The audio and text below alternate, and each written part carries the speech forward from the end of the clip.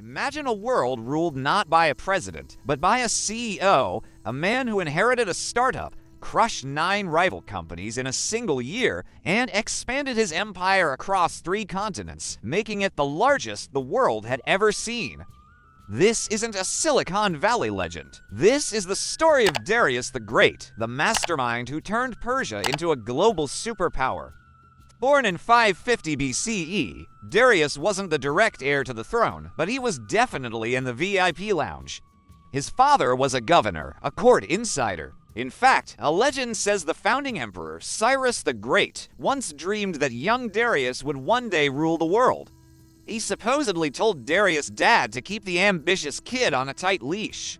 Well, that didn't exactly work. Darius ended up as the spear bearer for Cyrus's son, Cambyses. Think of it as the ultimate internship, royal bodyguard with a direct line to the highest office in the land.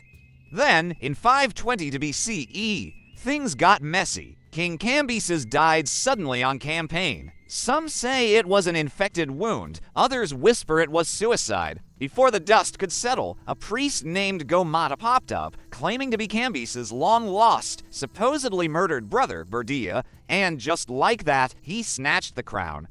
The empire was in chaos, but Darius saw an opportunity.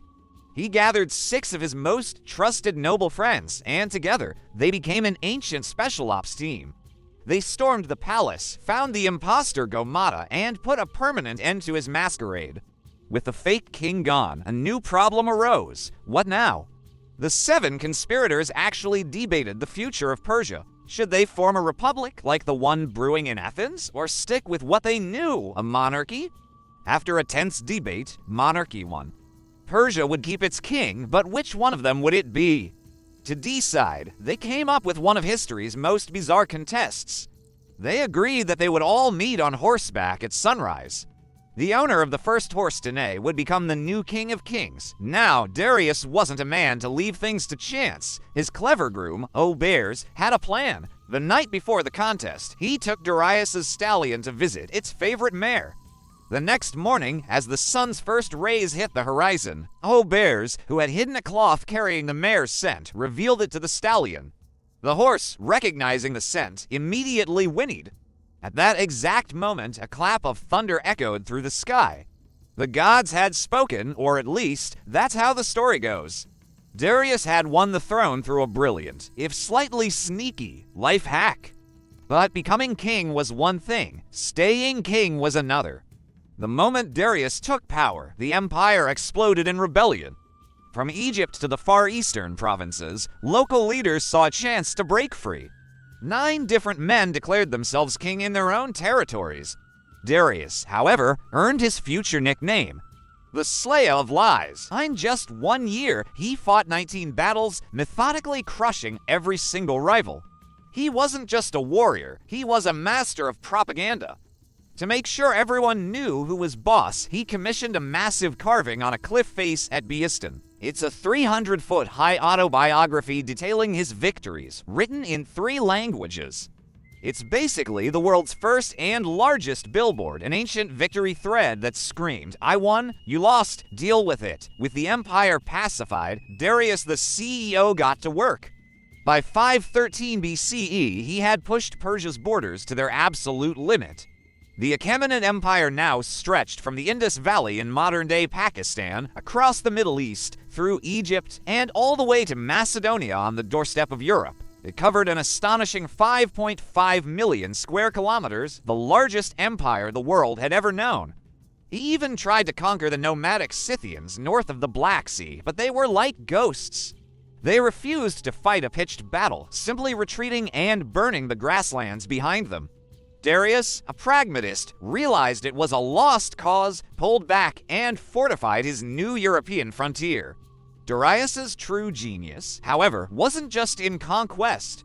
It was in organization. He was the ultimate systems builder. He divided his massive empire into 20 provinces, or satrapies, each run by a governor. But here's the brilliant part. Each province had a fixed tax rate. No more haggling, no more guesswork. It was predictable, efficient, and it made the empire incredibly rich. He also introduced a universal currency, the gold derrick, stamped with an image of a running king holding a bow.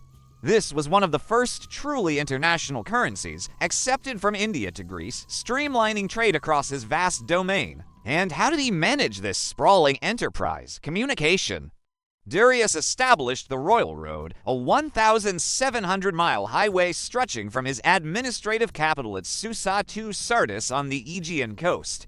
A system of relay stations with fresh horses meant a royal courier could deliver a message across the empire in just 7 days.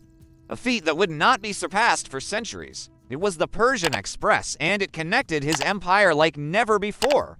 To keep everyone in line, he established a single legal code, standardized weights and measures, and created a network of secret agents known as the king's eyes and ears, who reported directly back to him.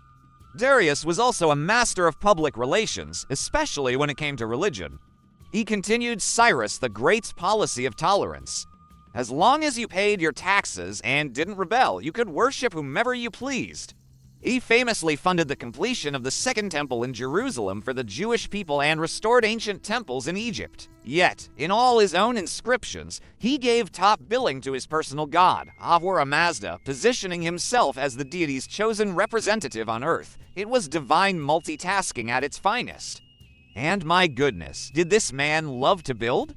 He commissioned one of the most magnificent capitals of the ancient world, Persepolis. It was a breathtaking ceremonial city built on a massive terrace, with grand halls filled with hundreds of columns and staircases carved with intricate reliefs. These carvings showed delegations from every corner of the empire, from Ethiopia to India, bringing gifts to the king. It was a United Nations summit frozen in stone, a permanent celebration of his power and diversity. His palace at Susa was a marvel of international construction, built with cedar from Lebanon, gold from Sardis, and ivory from Nubia. He even finished a project that linked the Nile River to the Red Sea with a canal, a precursor to the modern Suez Canal, allowing his fleets to move seamlessly between the Mediterranean and the Indian Ocean. But no empire is without its challenges. In 499 BCE, Greek cities in Ionia, on the western coast of modern-day Turkey, rebelled and burned the provincial capital of Sardis. Darius was furious. He swore revenge. In 490 BCE, he launched a massive invasion of Greece. After sacking one city, his forces landed at a bay called Marathon. What happened next became the stuff of legend. A smaller, highly motivated Athenian army charged the Persian lines and, against all odds, routed them. The Persians were forced to retreat. Darius, now in his 60s, was humiliated but not defeated. He immediately began planning a second, even larger invasion to put an end to the Greek problem once and for all. But fate intervened. A revolt broke out in Egypt, diverting his attention, and his health began to fail. In October of 486 BCE, after a remarkable 36-year reign, Darius the Great died. He left his son, Xerxes, an overflowing treasury, a grudge against Greece, and the keys to the largest empire on Earth. The sequel to Marathon was already in the works, and it would soon lead to the legendary Battle of Thermopylae. Darius' legacy is monumental.